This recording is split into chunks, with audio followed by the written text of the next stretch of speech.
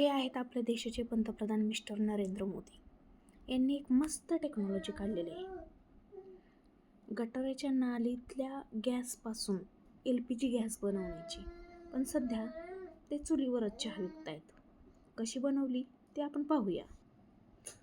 माननीय नरेंद्र मोदी आज आपल्याला शिकवणार आहेत की नाली से गॅस कैसे बनाए, डायरेक्ट LPG गॅसमध्ये. प्रथम आपण त्यांचा व्हिडिओ पाहूया आणि नंतर ठरवूया की गॅस कसा बनवायचा. और चाय बनाने के लिए उसी गैस का उपयोग करके चाय बनाता था। क्या एक पाइप और एक उल्टा पतीला रसोई गैस का संकट खत्म कर सकता है?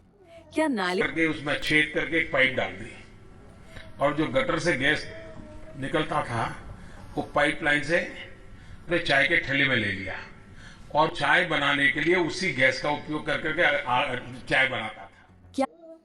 मित्रांनो, जेव्हा पंतप्रधान लेवलची व्यक्ती ज्यावेळेस अशा बालिश गोष्टी करते त्यावेळेस विचार करा की सामान्यांना त्यांच्याबद्दल किती आदर राहत असेल. ज्यावेळेस एखाद देशाचा पंतप्रधान मुखिया ज्यावेळेस म्हणतो की गटराच्या नालीपासून मी गॅस बनवला आणि त्याच्यावर चहा तयार केला. एवढी सिंपल टेक्नॉलॉजी आहे. हे वाक्य जर ऐकलं ना तरी एक न शिकलेला व्यक्तीसुद्धा त्यावरती हसेल. मान्य आहे की आपले पंतप्रधान 4थी पास आहेत, परंतु त्यांचं हे वाक्य आहे ना ते न शिकलेल्या व्यक्तीला सुद्धा पटणार नाही आहे. अशा प्रकारचं आहे. त्यामुळे तर सध्या देशामध्ये त्यांच्या नालीतून गॅस बनवण्याच्या प्रकल्पावर संशोधन सुरू झालेलं आहे आणि प्रत्येकजण त्यांना हाच खोचक टोला देत आहे. एक सिनियर पदावर असलेली व्यक्ती जर अशा प्रकारचं बेताल वक्तव्य करत असेल तर सामान्य जनतेने त्या व्यक्तीकडून काय अपेक्षा करावी. पुढे तर बघूयाच गॅसची संकटं कशी आहेत ते. त्यानंतर आहेत ह्या स्मृती इराणी मॅडम, ज्यांनी काँग्रेसच्या काळात गॅस सिलेंडर 400 रुपयाला मिळत होता त्यावेळेस गॅस सिलेंडर महंगा आहे म्हणून प्रदर्शन केलं होतं. पण त्याच स्मृती इराणी मॅडम सध्या कुठे गायब झालं ते आपल्याला समजत नाही. सध्या गॅस सिलेंडर हा 1000 रुपयापर्यंत पोहोचला. त्यावेळेस म्हणजे 400च्या दुपटीने 800 आणि 1000 म्हणजे जी किंमत होती त्याच्या 100 पटीने वाढ झाल्यासारखी झाली. तरी ह्या मॅडम कुठं गायब झाल्यात ते माहीत नाही. आता त्यांना गॅस सिलेंडर एकदम स्वस्त भेटत आहे वाट. ठीक आहे, पैशाचंही जाऊ द्या, 1000 रुपयांना पण तो परंतु सध्या तो उपलब्धच होत नाही. त्या गोष्टीचं काय करायचं. सरकारने ठरवलेलं आहे की ग्रामीण भागात 45 दिवसानंतर बुकिंग केल्यानंतर गॅस मिळणार आणि शहरी भागात 25 दिवस. आज माझ्या घरातील गॅस संपलेला आहे तर मी सध्या कशावरती अन्न शिजवायचं हा मोठा प्रश्न आहे. ठीक आहे, मी जर ग्रामीण भागातील असेल तर मी चुलीसाठी लाकडं आणेल, चूल करेन आणि त्यावरती माझं अन्न शिजवेल. पण मी शहरात असेल तर मी काय करायचं. हॉटेल बंद आहेत, सगळं बंद आहे, अन्नाच्या किमती वाढलेल्या आहेत. एक सामान्य कंपनीत काम करणाऱ्या व्यक्ती किंवा सामान्य कंपनीत काम करणारी गृहिणी म्हणून त्यांचं जगणं आज नामुश्किल झालेलं आहे.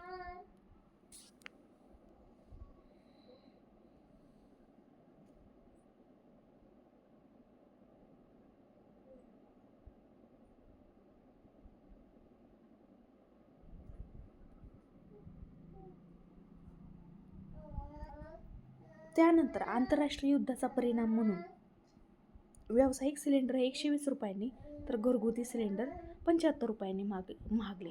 सरकार म्हणतं, केंद्र सरकार सांगतं आहे की गॅसचा कोणताही तुटवडा नाही. ठीक आहे, तुटवडा नाही तर महागाई का केली.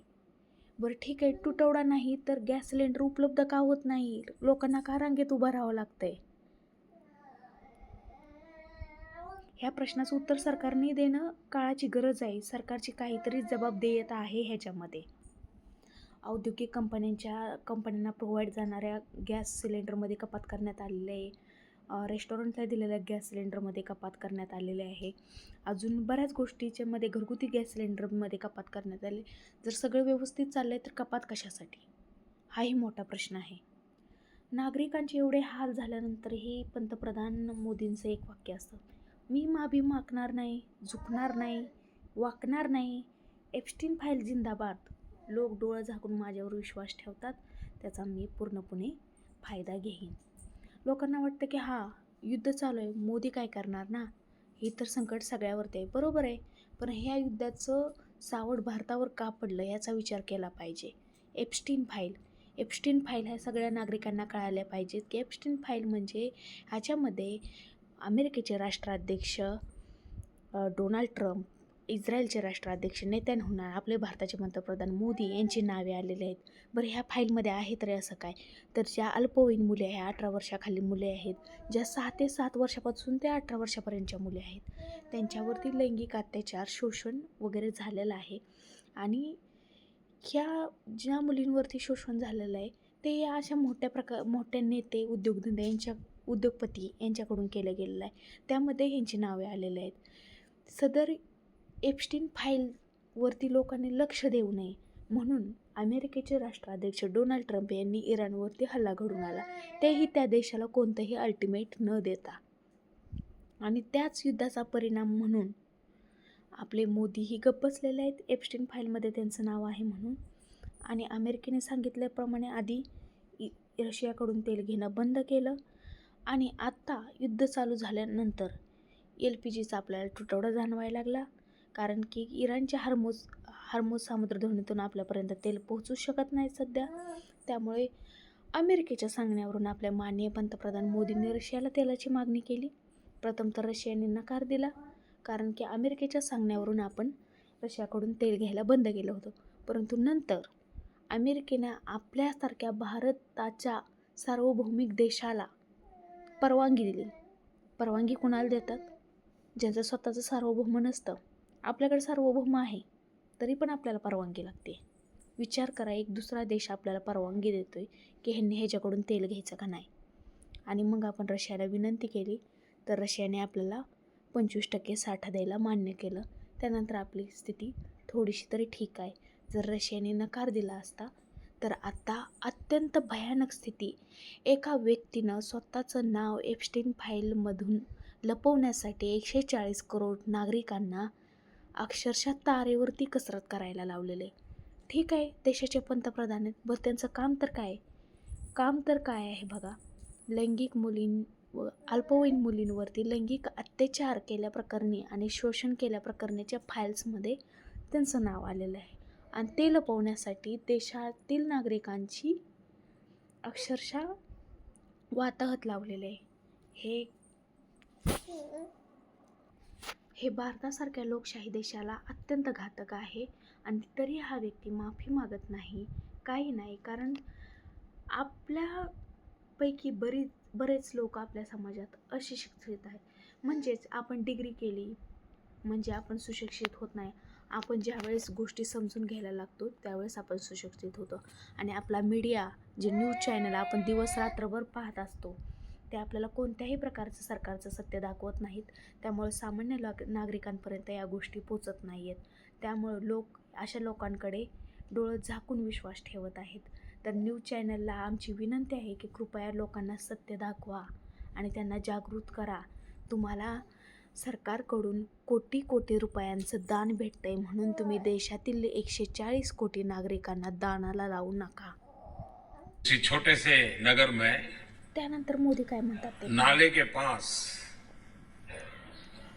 कोई चाय का ठेला लेकर के खड़ा रहता था, चाय बना करके बेचता था. अब कोई चाय बनाने की बात आती है तो मेरा ध्यान जरा जल्दी जाता है.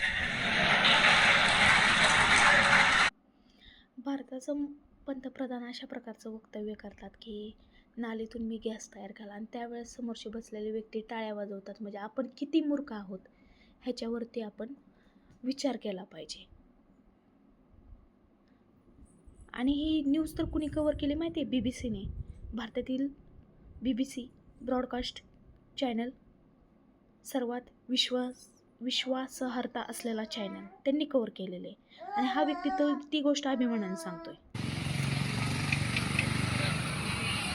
उन्हें उम्मीद है कि अगर ये तरीका कारगर रहा तो महीने में अच्छी खासी बचत हो जाएगी. नाले से ये वाली गैस आपको उल्टा करके उसमें छेद करके एक पाइप डाल दी. त्यानंतर सगळीकडे और जो गटर से गैस memes बनायला लागले. निकलता था नालीतून वो गॅस पाइपलाइन से एका उसके अपने चाय के ठेले में ले एका लिया पंतप्रधान और वो चाय बनाने के लिए उसी गैस का उपयोग करके चाय बनाता था. दिसतं.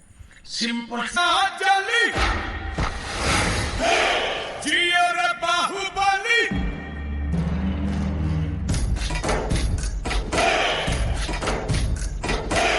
गली गली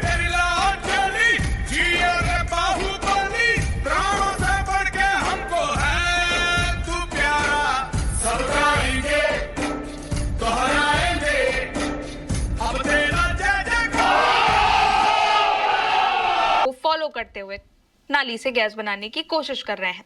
अब देश भर में एलपीजी की मार है